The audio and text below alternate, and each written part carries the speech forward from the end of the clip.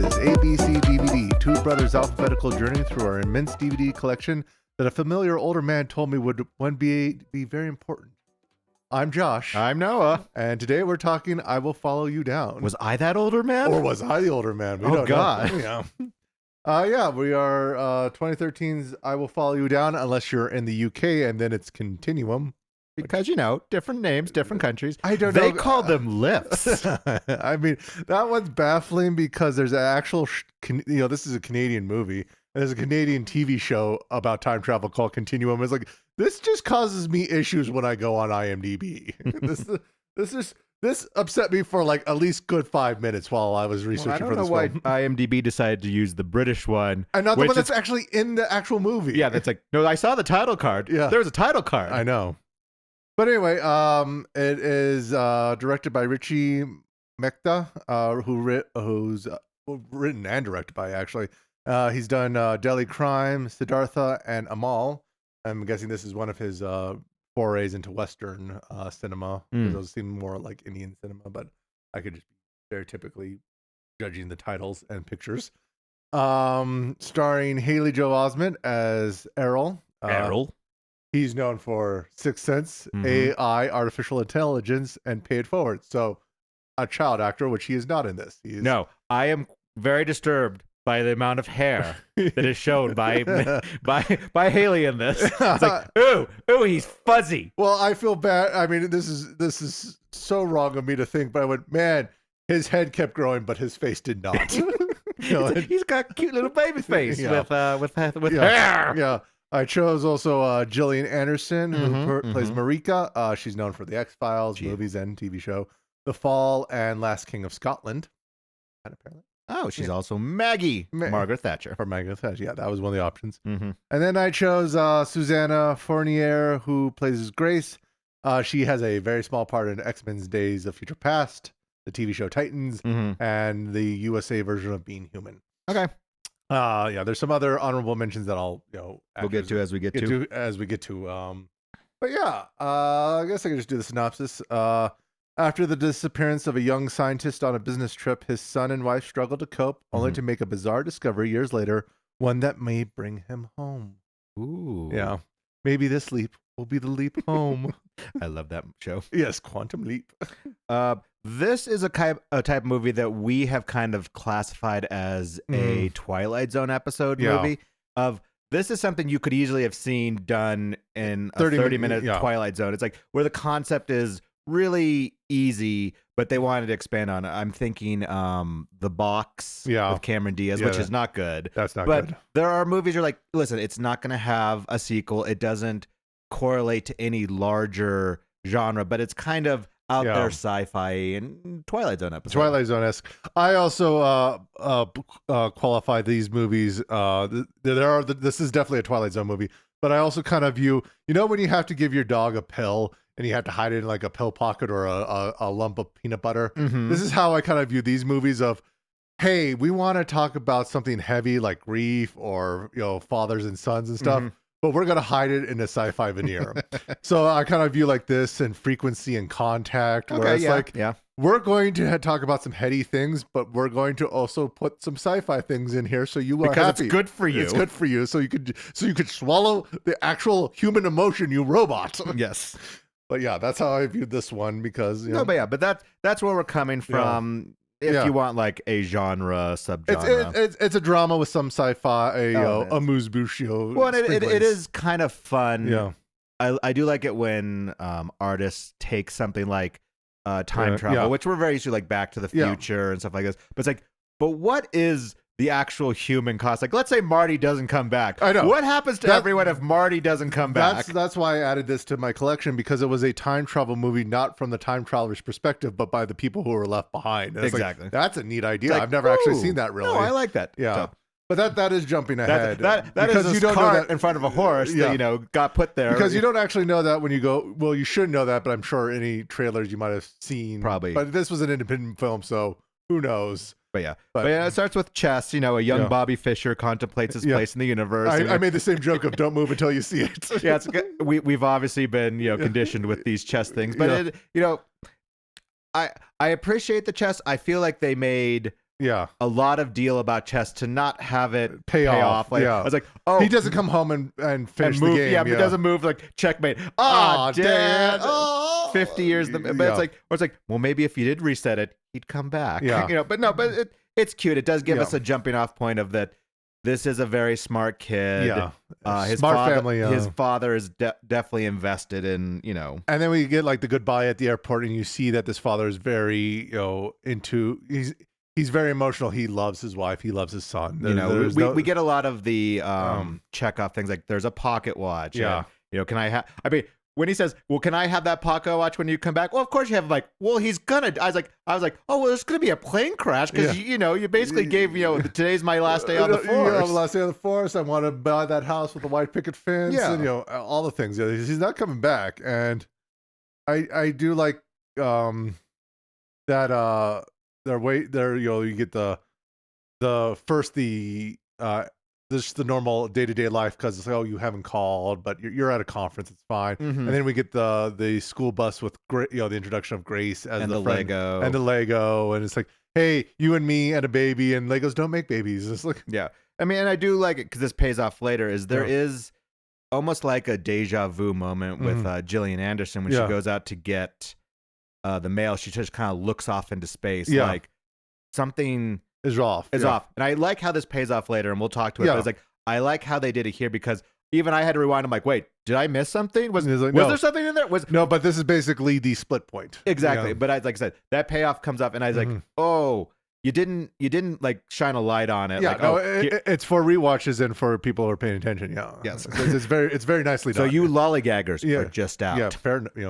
But I have to say, this is showing how I would react versus. It's like, man, Gillian Anderson holds it together. It's like, if I miss one phone call, it's like, where are you? Where are you? Where are you? It's like, no. She goes 3 days, like, she does, calling the police, calling her dad, going down there. And it's like, well, it's been 3 days. Well, he's obviously dead. I give up. Which is not true. She definitely goes through. She keeps trying. But I also like on the bus scene with the Lego of him trying to share brownies with Grace. And she's like, oh, does it have dairy? I'm a little intolerant. It's like, oh, no worries. And he gives away the whole thing. Yeah. He's like, are you not going to have it? It's like, not if you don't. It's like, that seems like a cute little moment, but it actually does pay off later on of this relationship between the two of them. And I just love these little I wouldn't say clever, but just well done. It's better thought out than a lot of sci-fi time travels do. And so it's like, I could see on rewatch and thinking about it deeper. It's like, no, you went through and kind of checked off all the boxes to make sure, like, does this line up? Does this line up? Does this line up? But then I guess I should mention that the dad was played by Bruce Swell. You might know him from Knight's Tale or Dark City. But then they get Gillian Anderson's father involved, who's played by Victor Garber. He plays Sal. He's a character actor who you would see in lots of things. He's in like Titanic, Argo, Legally Blonde. I mean, but now they get the grandfather in kind of on the mystery of, well, did you see him? And it's like, well, and I like, this is not a criticism because it is obviously a low budget independent. It's like I'm like, when the police are going to get called? Are you going to these places? And the police, you don't need the police. But it's implied that she talked to them. I mean, it's the Mounties. What are they going to do, really? Well, no, but this takes place in America. No, it takes place in Toronto. That's where they live. Yeah. All these issues are taking place in Princeton. In Princeton, yeah, that's true. And that's where they eventually end up, is back in Princeton. Yes, well, they go. Yeah. There's a lot of back and forth. Yeah. The reasons at Princeton is because there's this secret room where he sets something up, the MacGuffin. His lab, Yeah. But, and that's also, they set up the coffee shop where they do the shot of the lonely booth, which, later on you find out that has significant meaning. Of their relationship. But the beginning definitely sets up a lot of stuff that's going to carry the movie forward. Yeah. And then several years later, and well, this is something I want to talk about. What this movie does really well, and I thought really clever, is we get this dream sequence on the bus of him and Grace seeing the report card, and then he sees his father's report card and says he's been 12 years absent, and it's like, and then he wakes up as Haley Joel Osment. I went, that was a really clever way to tell me that 12 years have passed without the 12 years later title screen come up on the just flashing up there and having me read it. It's like, oh, that's kind of clever. Well, and I also like that Haley Joel Osment is doing a lot of non-verbal acting in this. And also just very subtle things. Like he's obviously, he's grown up. He's having to take care of his mom. Yeah. You see that in like making breakfast, checking on her checking meds, up on her. And it's like, you do definitely see that he has been shouldering a burden. Yeah. Since he was a little kid. Yeah. And I mean, there's also other subtle things that I want to give a shout out to Zed. Yes. Is Haley Joel Osment is an American actor. Yes, I do appreciate that. He is portraying a Canadian. Yeah. Canadians don't say Z. They say Zed. Yeah, just like the British do. Just like the British. So it's Z top. Yeah. Everyone just moves on. Yeah. But it's like, I think it's a nice touch that you went the extra mile to not say Z. Yeah. Which could have been easily lost, but yeah. And no one would have noticed. Yeah. But it's like, but it did make me look up. I'm like, wait, is Haley Joel Osment Canadian? No. He could very well be Canadian. It's like, but no. That's the kind of thing. It's like, oh, I'm going to give credit because you made me look up. Like, wait a second. Yep. And that's what actors do. And then we also get in that same scene that Errol is a prodigy in mathematics. So that whole walk in and what are we solving for? It's like, oh, you can't solve it. And it's like, it's fun when movies do this. Like, oh no, it's immediately solved. It's like, dang it. Yeah, well, it is that kind of thing. Is like where and you're saying like, well, how do you do it? He goes, it's like color out of place. I don't know how I do it. I just do it. It's just a physical thing. But basically, Grandpa has a story. He does the exposition chalkboard of your dad went back to 1946. Yeah, you can't have a time travel exposition without a chalkboard. That is like movie 101. Well, either that or a really detailed model. Yeah, that's true. And Grandpa just is like, listen, I don't have time. I had to learn a whole lot of stuff real quickly. Yeah, I had to confuse quantum mechanics with like other things. It's just a thing. But it's saying around like the time travel, and Haley Joel is kind of like, yeah. But it's a little far fetched. But I mean, and I'm okay with. This movie doesn't drag its feet because it obviously does not have enough time to do it. But I do appreciate he goes to see his girlfriend and he's like, I'm sorry I'm late. She goes, you're 2 minutes late. Yeah, no, this I love is a great character. It's a very good character development of like because his dad never came home, he does not like to miss appointments. He doesn't like to be late whatsoever. And we don't like being late. So I kind of, but we didn't have the tragedy in the past. It's like, that was a really nice, showing of who he is as a person and how the loss of his father has affected him. We have a very brief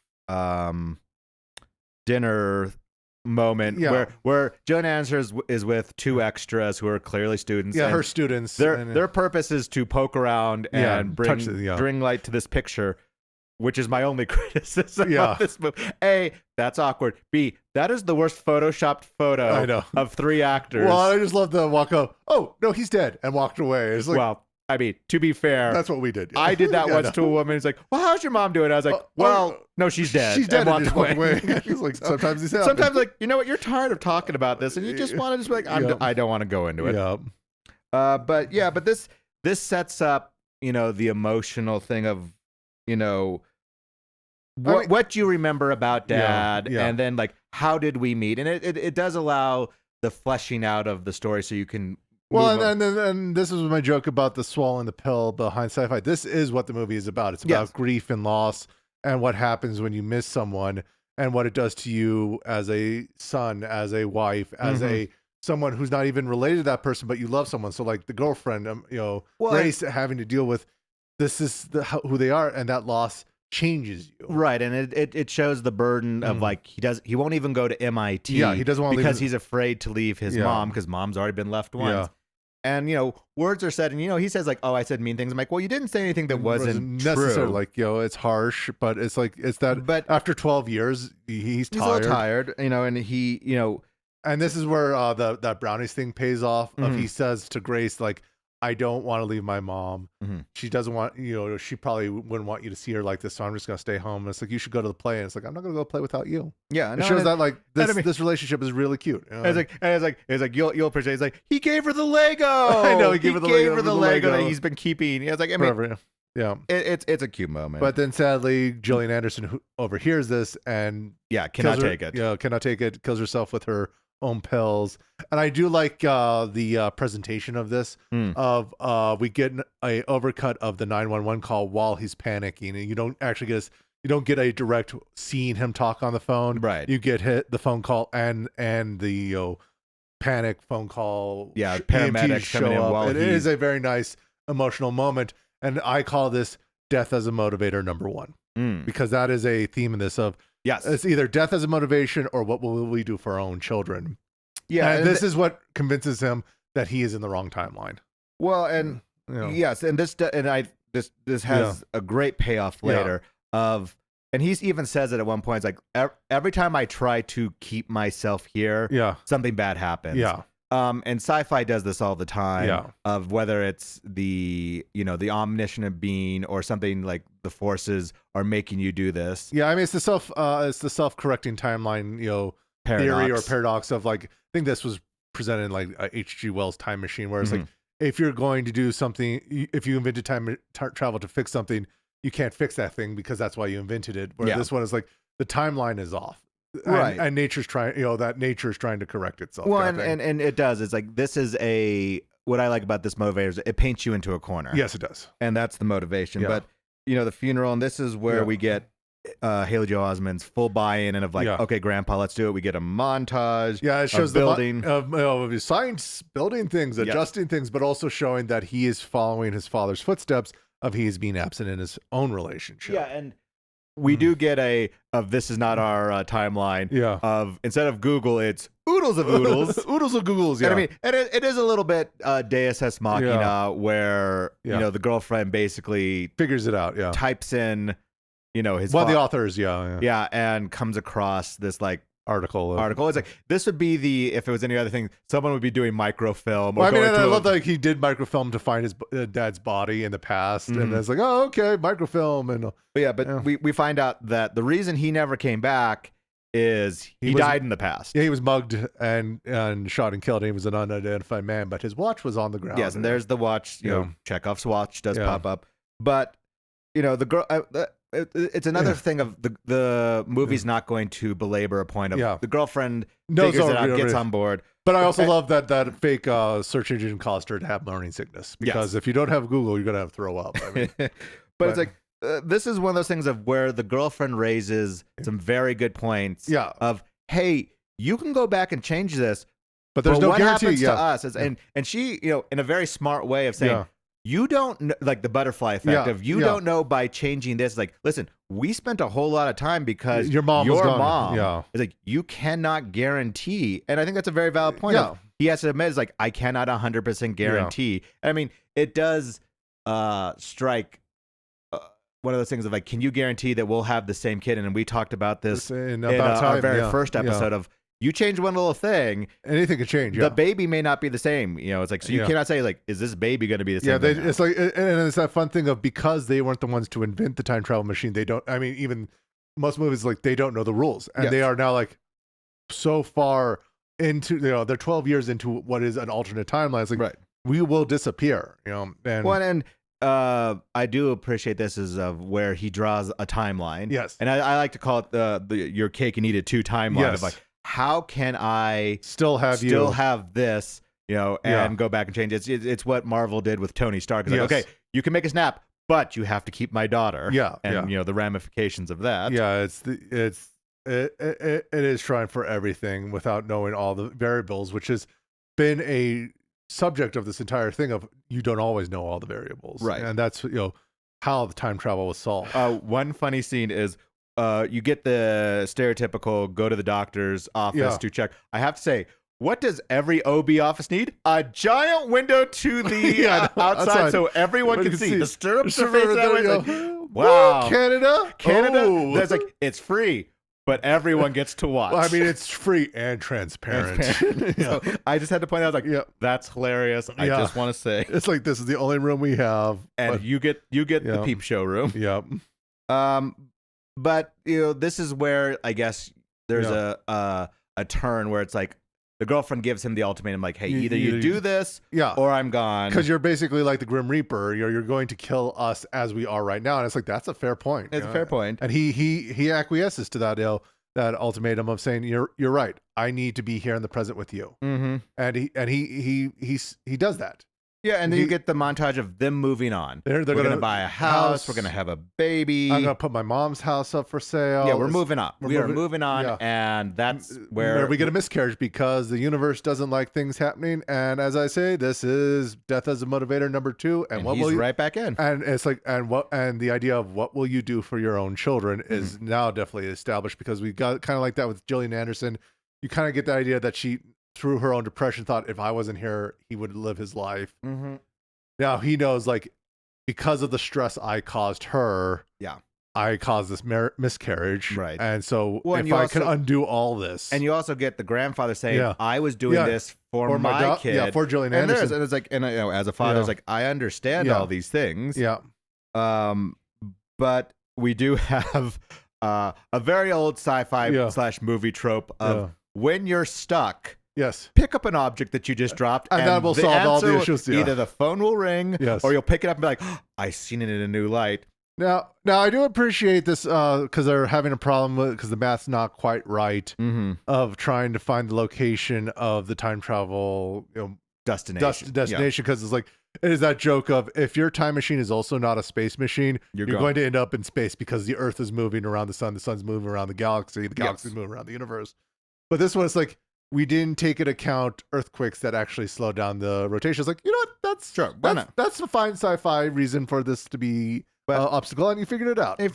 Now, maybe I'm just a simple country chicken, but they say something when he's about to launch into the past. Yeah. And he says, in 3 days, you'll know if I solved it. Like, what? Wouldn't it be instantaneous? Well, what is like? Is there a delay on the time dilation? Well, I think he's like, says I'll be back in 3 days on the grandpa's time. Oh, like you'll know if I succeed. That was my one thing. If I don't come back in 3 days, then you know I screwed up. You screwed up. I was like, well, I figure if you did it, it'd be instantaneous, and if not, in 3 days, I guess he'd pop. But it's like I get it, but it's like it clunked with me. And it's that we need to make sure that this he doesn't try this again. We have to figure out all these things. And then we get this foreshadowing of he gets his gun training. Yes, I mean, there's a lot of preparation. Because, again, it's like, what will he do for his kid? He's like writing out the timeline on the wall. And he now has this angry look of, he's got this gun. And my initial thought was, oh my God, it's going to be this self-fulfilling prophecy. He's going to be the mugger. And somehow, And it definitely leaves all those crumbs of like, well, why didn't they steal the watch? Why is the watch thing? Is like, you do get that kind of feel. It's like, see, I thought he was going to accidentally shoot his dad and try to save him. And it's like, oh, well, crap. Now I have to set it up so then I know about his death. That whole cyclical thing. But we get first the airport past. Yes. Where it's like we get to see everything from the dad's point of view. From Gabriel's point of view. Yeah. Which, I mean, I guess it's necessary. No, it's a nice thing. It's all the things we already know. Well, it's also a nice thing because we don't actually know where Errol's going back to, because we were saying he's going to stop his dad, but we don't know if it was at the airport or not. So you initially think, oh, he's going to stop him at the airport. Right. And then you see Gabriel go through the airport, meet with Sal, set up his lab, and then he goes back in time. Right. And now they're both in the 1940s in Princeton. Yep. And in the 1940s, you wear a hat. Oh, of course you do. Hats are awesome. Yep. But Haley Joel Osment's already there. He's following him. He stalked his dad in an intense way. I do have to laugh because he is.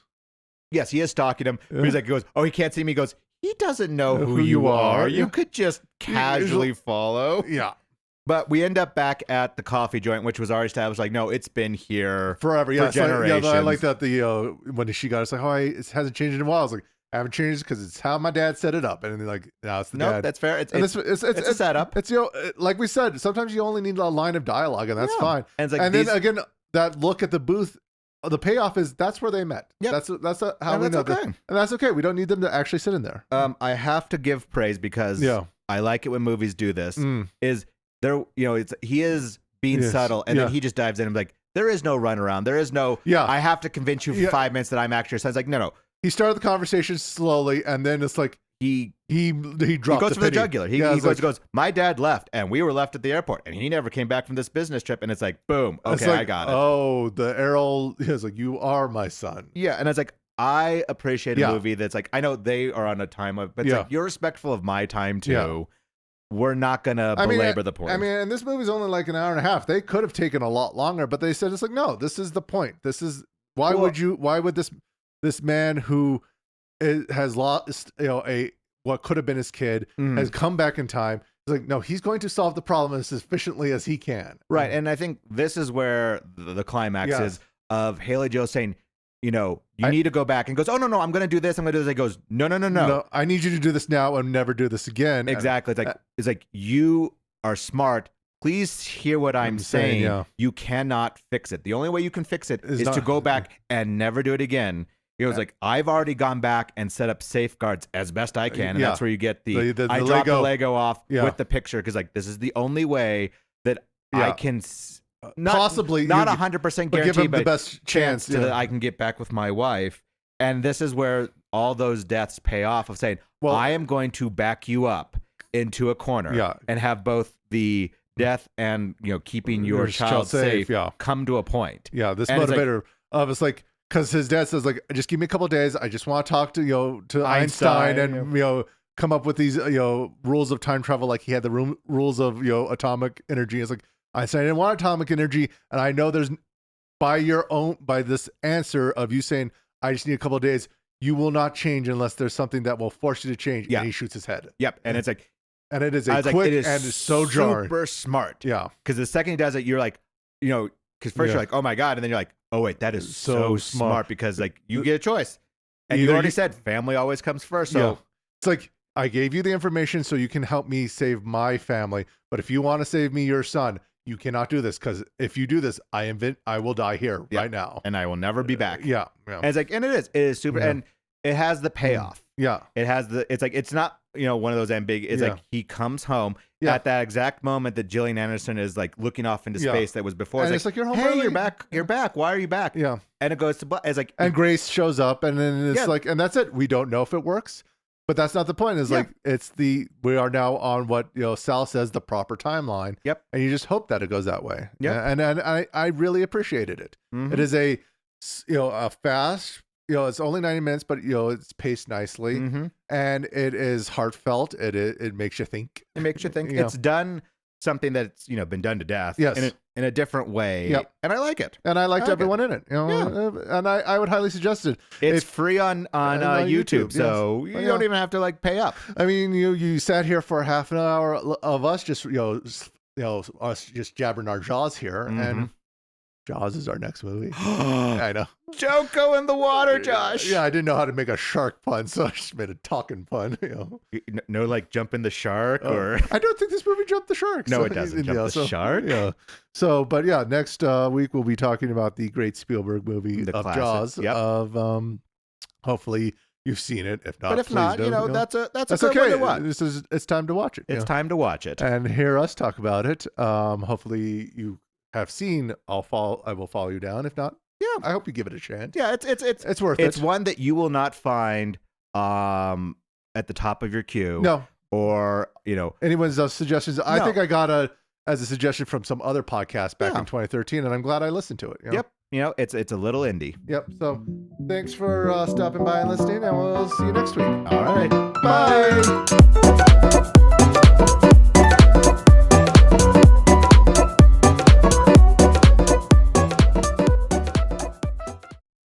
One funny scene. You